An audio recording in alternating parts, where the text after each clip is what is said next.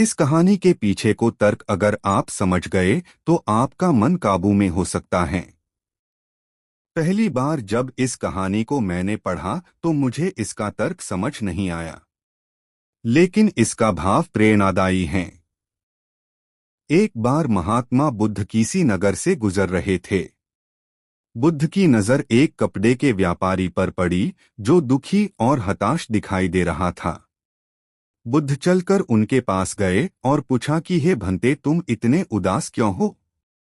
अगर तुम मुझे अपनी चिंता का विषय बताओ तो मैं तुम्हारी कुछ मदद कर सकता हूँ।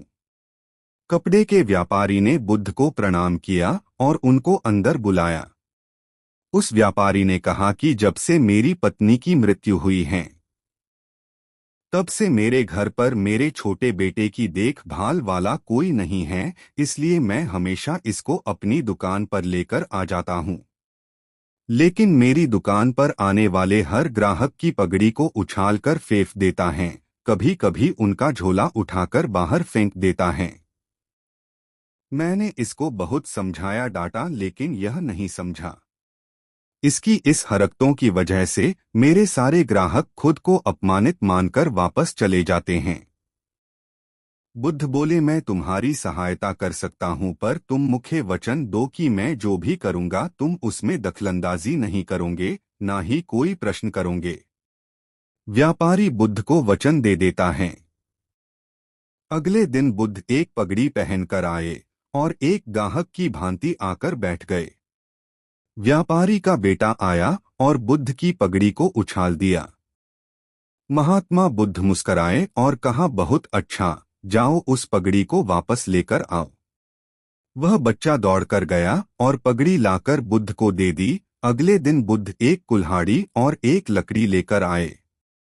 उस लड़के ने फिर से उस पगड़ी को उछाल दी। बुद्ध ने उस लड़के को कुल्हाड़ी और लकड़ी दे दी और कहा, जाओ इस लकड़ी को काटो। व्यापारी को थोड़ा सा डर लग रहा था कि कहीं उसके लड़के को चोट नहीं आ जाए, लेकिन उसको अपना वचन याद था। 7 दिन तक महात्मा बुद्ध कोई न कोई नया काम लेकर आते और उस लड़के से करवाते। शीघ्र ही वह लड़का भूल गया कि उसको किसी की पगड़ी उछालनी है। व्यापारी बहुत खुश हुआ और बुद्ध को धन्यवाद दिया। मुझे पता है कि इस कहानी का और मन के वश को कोई विशेष संबंध नहीं है, लेकिन पहले आप इस तर्क को समझ लीजिए। अगर हम अपने मन को अपने हिसाब से काम नहीं करवाएंगे तो मन अपने हिसाब से काम करेगा। मन वश में हो सकता है यदि मन को हम अपने अनुसार चलाएं।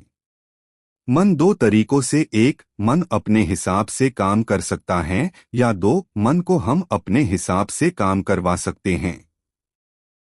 बुद्ध से मिलने से पहले उस लड़के का मन और दिमाग अपने हिसाब अनियंत्रित रूप से काम कर रहा था, लेकिन बुद्ध ने उस लड़के को अपने अनुसार काम करवाए जिससे उसकी आदत ही बदल गई।